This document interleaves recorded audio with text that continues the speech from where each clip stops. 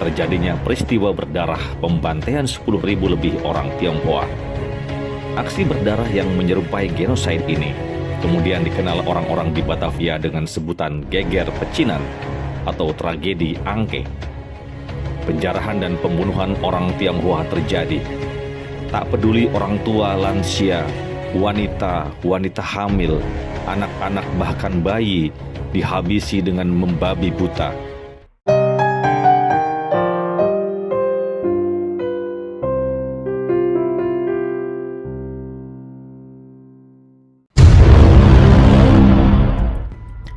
Tragedi ini berawal dari krisis ekonomi dan politik yang menimpa VOC di Batavia pada akhir abad ke-17. Belanda kalah dalam bersaing dengan kongsi dagang Inggris East India Company. Untuk mengisi kas yang mulai memprihatinkan, VOC melakukan monopoli terhadap para pedagang Tionghoa di Batavia. Para pedagang Tionghoa yang ekonominya lebih maju juga dijadikan objek pemerasan VOC dalam berbagai kebijakannya. Dalam sensus VOC tahun 1739, tercatat telah ada 10.574 orang Tionghoa di Batavia yang umumnya berprofesi sebagai pedagang, pegawai pelabuhan, dan buruh di pabrik gula. Orang Tionghoa telah menjadi denyut nadi perdagangan di Batavia. Kondisi tersebut membuat VOC mulai membatasi jumlah orang Tionghoa di Batavia dengan memberlakukan sistem kuota dan izin tinggal. Namun, aturan baru itu tidak banyak membantu karena malah banyak pejabat VOC yang bermain dengan memanfaatkan dan menyiasati sistem kuota. Orang-orang Tionghoa merasa resah karena Gubernur Jenderal VOC Adrian Falkenir memberlakukan kebijakan keras untuk mengurangi populasi etnis Tionghoa di Batavia yang saat itu dianggap sudah terlalu banyak. Mulai dilakukan pengiriman orang-orang Tionghoa dari Batavia ke wilayah koloni Belanda lainnya seperti Sri Lanka atau Afrika untuk dipekerjakan di perkebunan.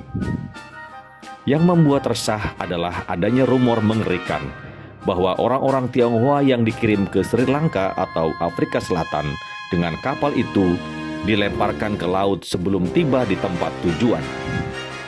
Isu ini menyebabkan kepanikan bagi kalangan orang Tionghoa di Batavia. Mereka lantas membentuk gerakan perlawanan terhadap pemerintah VOC. Orang-orang Tionghoa berkumpul mempersenjatai diri dan mulai menyerang tempat penting termasuk pabrik-pabrik gula. Pada bulan September 1740, lebih dari 1.000 orang Tionghoa berkumpul di pabrik gula Gandaria di bawah pimpinan Kapiten Sepanjang. Pada tanggal 26 September 1740, Falkenir menggelar beberapa kali rapat darurat dengan Dewan Hindia dan ingin ada tindakan tegas untuk membasmi gerakan yang mengancam stabilitas. Awalnya, Gustav William Baron van Imhoff, Ketua Dewan Hindia, tidak setuju. Namun akhirnya ia terpaksa menyetujui usulan Falkenir setelah benteng Batavia dikepung oleh pemberontak Tionghoa. Pada tanggal 1 Oktober malam 1740, ribuan orang Tionghoa sudah berkumpul di luar gerbang kota Batavia dan membunuh seorang sersan keturunan Bali di batas kota.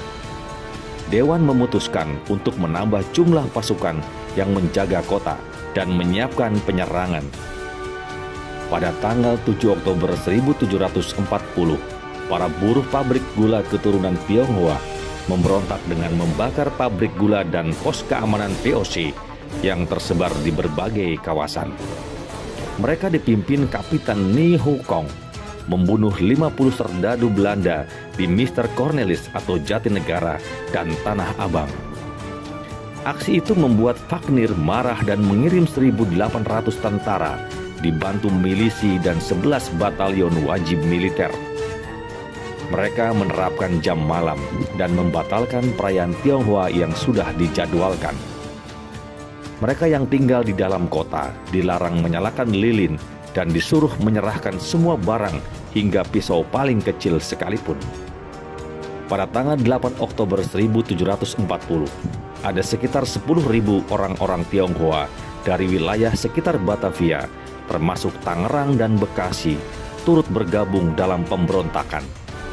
VOC pun berhasil menangkis serangan itu dan membunuh 1.789 orang Tionghoa. Pada tanggal 9 Oktober 1740, Wagner mengerahkan pasukan militer yang lebih besar. Serdadu VOC mulai mengatasi situasi dan mulai berbalik mengejar para pemberontak. Sejak pagi hari, ratusan serdadu Belanda disebar untuk membersihkan orang-orang Tionghoa di Batavia, baik yang menetap di dalam benteng maupun yang ada di luar. VOC mulai kehilangan kontrol dengan menyerukan pembantaian orang Tionghoa. Tua muda, pria wanita, bahkan bayi hingga lansia dihabisi dengan membabi buta. Bahkan mereka yang sedang dirawat di rumah sakit, wanita hamil dan sedang menyusui dibantai seperti domba. Sekitar pukul 5 sore, serdadu Belanda pimpinan Letnan Hermanus van Zutphen dan Kapten Jan van Oosten mulai menembakkan meriam ke arah rumah orang-orang Tionghoa sampai terbakar, sehingga orang Tionghoa tewas terbakar atau ditembak saat keluar rumah. Polemik semakin membesar karena beredar gosip di kalangan pribumi bahwa orang Tionghoa berencana membunuh atau memperkosa orang pribumi atau menjadikan mereka sebagai budak. Akibatnya para pribumi berbagai etnis mulai membakar rumah-rumah milik orang Tionghoa di sepanjang Kali Besar. Pada tanggal 11 Oktober 1740, Wagner menyuruh para ofisir Belanda untuk menghentikan penjarahan tetapi tidak berhasil. Pada tanggal 13 Oktober 1740, semua pembakaran berhenti dan tidak tampak seorang pun Tionghoa di dalam kota. Semua jalan dan lorong penuh mayat, kali-kali ditimbuni mayat, sehingga orang dapat menyeberang di atas mayat-mayat tanpa kakinya menjadi basah. 14 Oktober 1740, Wagner memanfaatkan situasi ini dengan membuat sayembara dengan hadiah besar untuk setiap kepala orang Tionghoa yang berhasil dipancung. Akibatnya, orang Tionghoa yang selamat dari serangan pertama mulai diburu para bandit yang menginginkan hadiah itu. Para pelaut, serdadu, warga Belanda dan Eropa, hingga budak pribumi turun ke jalan mencari dan membunuh satu persatu orang Tionghoa yang ditemuinya. Lokasi pembantaiannya mulai di Angke, depan Toko Merah hingga Balai Kota. Di Balai Kota ada 200 orang tahanan, semuanya ditusuk sampai mati. Pada tanggal 22 Oktober 1740, Gubernur Jenderal Wagner memerintahkan agar semua pembunuhan dihentikan. Kesalahan sepenuhnya ada pada orang Tionghoa. Dia mengajak orang Tionghoa untuk berdamai kecuali pemimpin pemberontak.